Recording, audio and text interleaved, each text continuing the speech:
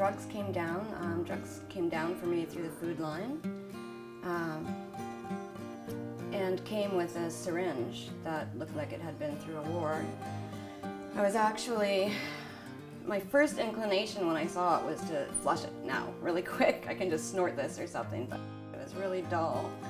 Syringe, it was, had been chopped in half at some point, and the tip that you would hold on to pull the plunger back had been melted down and made into a hard little nub, and so it was black and it was dirty. And I know people used it after me. I'm 39 years old. I'm a single mom. I have 2 daughters.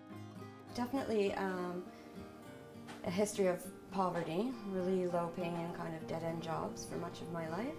More recently, was privileged to graduate from a college-level program.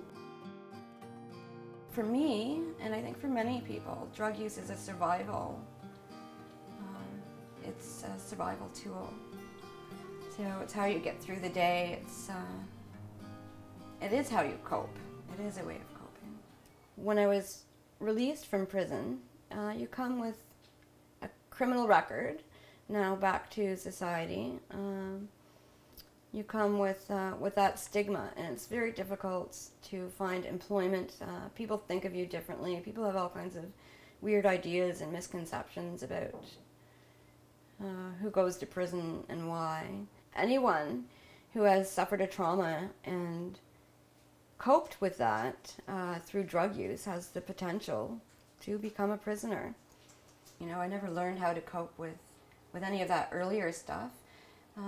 Never dealt with it, never addressed it.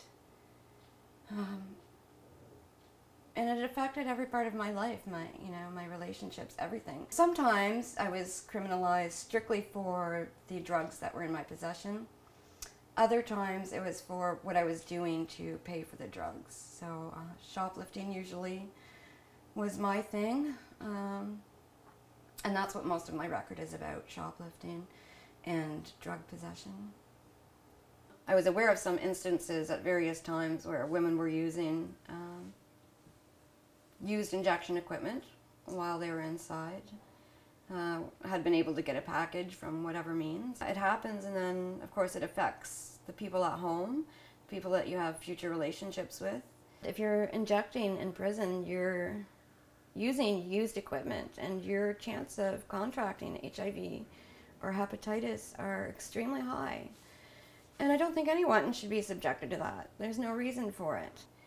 I myself have hepatitis C, and it definitely came from sharing equipment. Most prisoners are coming home. The vast majority of prisoners are not there for life.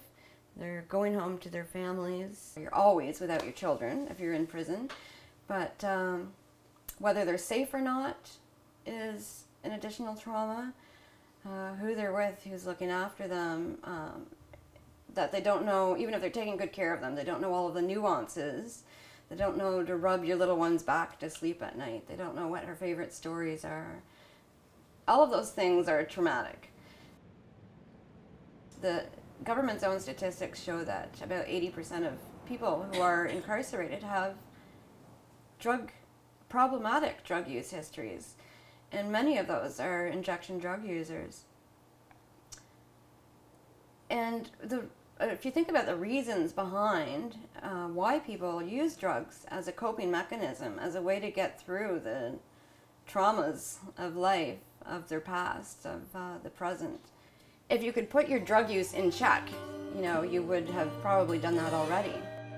Prison itself is a trauma, and believe me, people are wishing for their coping tool while they're there.